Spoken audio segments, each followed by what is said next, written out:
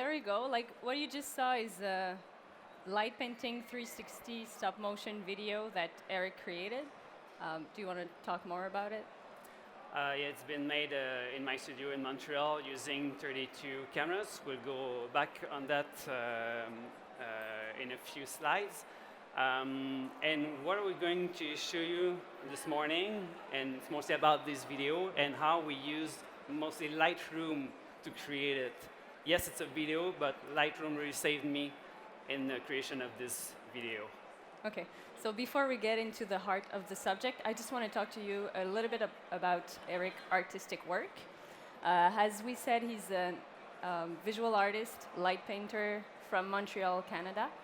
And about 4 years ago, he developed a light painting technique that is called the 1 second light painting. And it's been his signature ever since.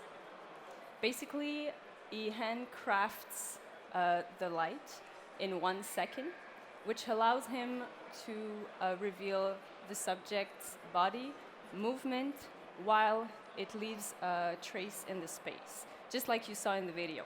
So these are all long exposure pictures of 1 second each.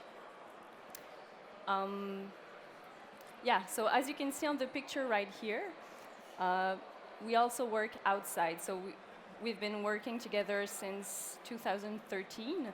And when he's not working in the studio, we work in empty spaces, just like here, looking for inspiration in desert, ocean. So as you can see, it's a very different visual from what you saw in the video, but it's still the same technique that has been used at the base of the creation. Yeah, so we worked in Mongolia too at the Flaming Cliffs. I don't know if Max is still there, but that was a nice place. Okay. That's good. Okay. So these are a couple of pictures of Kim taken with 32 cameras. This is what I do most in studio, 360-degree light painting. And this is my equipment. So when Josh was talking about using your cell phone because you always have it in your pockets, it's not the case for me. I don't have my equipment in my pockets. It's kind of hard to carry around. Of course, I don't have it with me this morning. These cameras are all connected together. I use a trigger to sync the cameras. And yeah, so I'm just gonna explain a little bit the technical aspect of what you saw, like the creative technique behind it. So let's imagine you're in a pitch black studio in the rig that you just saw, surrounded by 32 cameras. So we're in black. This guy is this guy is dressed up like a ninja. Not only because he likes it, but also because, mostly actually, because he doesn't want to be seen by the cameras. So he's all in black. He's using, as he said, a remote trigger, a remote control. You can show it. Yeah. That is basically triggering all the cameras at the same time. So they are all synced, perfectly synced. Every time he takes a picture, it actually takes 32 pictures. He uses a very powerful flashlight and a tool. In the video that you saw, it was something like this. So it's acrylic plate. Yeah, it's basically an acrylic plate. And this creates what you just saw in the video. But as you notice, the lines are separated. That's because I use the blinking mode, so it creates some gaps between the light trace. Okay, so he traces the light. He basically draws a light trace in the space, and he does the same trace for the whole sequence. So during that whole time, the model is in the center. He or she takes a pose and stays still for the whole duration of the picture, which is 1 second, basically. And between every picture, the model slightly moves, like not even a centimeters. It's like stop motion, basically. So to create a movement like this, for instance, it can take, so it's about 5 seconds of video by the end, but it takes about 3 to 5 minutes to create it.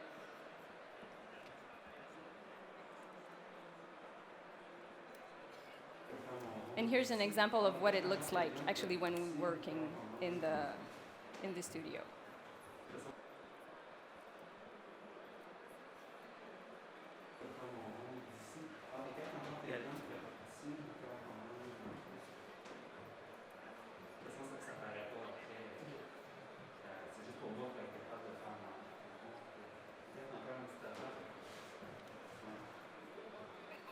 So you can see the ninja suit, all the cameras. And every time a picture is being taken, the model has to hold his breath, because otherwise it will move and it will all be blurry. So now I'm speeding up the video, and look at his hands that are moving very slowly, and that creates the stop motion animation. There we go. And of course, that creates so many files because I'm shooting in RAW mode with 32 cameras every 2 seconds. And one stop motion sequence is about 100 pictures. So I do the same movement 100 times. So that gives us 3,200 raw images, and that's 64 gigabytes of data. That's a lot of things to handle.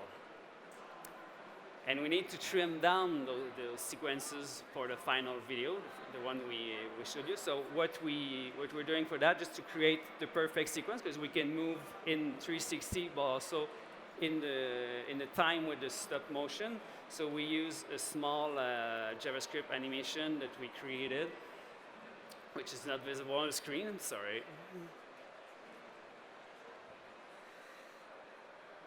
Going to stop this one, and we go back to the animation. Yeah. Okay, there we go. So that's a JavaScript animation, and I can see the exact footage I just shot. So this is the 360 stuff, and then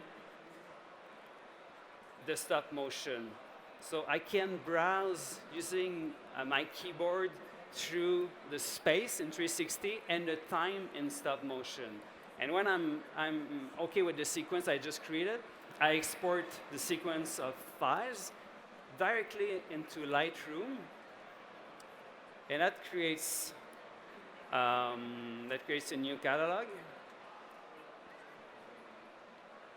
that we see here. So I have all of my files that are in RAW, and I want to post-process everything. And this is how Lightroom really saved me, because on my first 360-degree project, I use Photoshop, which is a good tool, but to handle so many files, I was like always opening files, doing my changes, going to the next files, and that was okay with my first project because it was only 24 cameras with no stop motion. But on this one, I had like thousands and thousands of images, so Lightroom really helped me to handle this really quickly. So once I have my catalog, I can just take one of the pictures. I go in develop. I'm going to bring down the temperature down to get it blue, bring up the exposure. And as we can see, if I crank the exposure too much, we start to see the cameras around here. So I'm going to use the spot removal tool. So I can just draw around my cameras, and oops, they're gone. And once I'm done with this picture, I would just put the exposure back to its normal state, right here. And then I can apply the same camera removal I just did for all of my files that are in this specific sequence. So I select my files, and I just click on sync. I make sure the spot removal is selected, and I synchronize everything. So now my 2 cameras that were visible are gone. So I think you can figure out I'm saving a lot of time by just using a tool like Lightroom here. And of course, this doesn't work for the 360 animation. This was the stop motion. the two cameras were always at the same spot. For the 360, if I go back to my library, I have another set of files right here. And from this one, if I crank the exposure a little bit, you can see more cameras, and you can also see my eyes. This here are my eyes. So again, I'm going to use the spot removal and draw just a little bit over that, and it just goes away really easily. Do the same with the cameras, sync everything.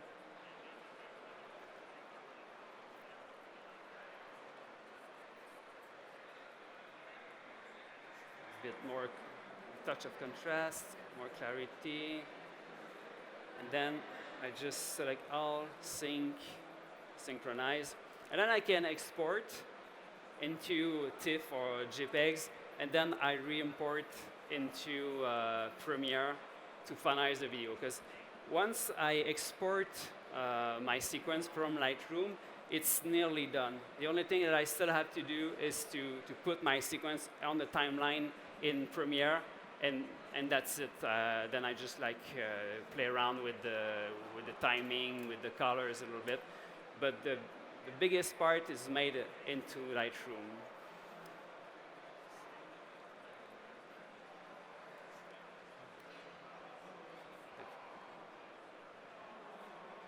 Okay, so we still have 4 minutes, so I can go to the last video. Yeah, we can talk a little bit about what we did at Adobe Max last year. Yeah, sure. Okay. So basically, at Adobe Max in Los Angeles last year, we had the rig that you saw, and we had by then 32 cameras, yeah, right? Same equipment. Yeah, and we were actually taking pictures of people that were at the conference center. So we basically did, I think, around 1,000 people during the whole weekend. Yeah, during 3 days, we did 1,000 people, created about 4,000 images times 32. Yeah, so we have a video of that event.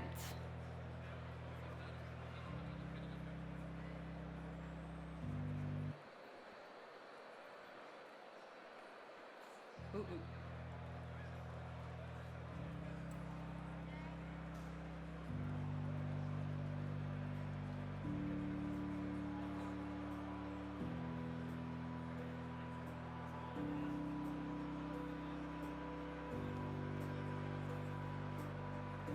So of course, to make this work, we need to be in pitch black. That's why we have that tent on top that is going to go down on the cameras.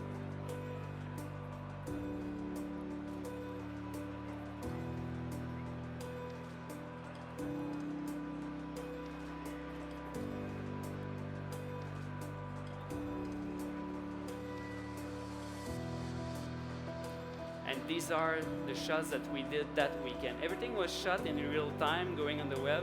We just saw Josh. And I used Lightroom to post-process some of these files just to have a better render on this presentation video.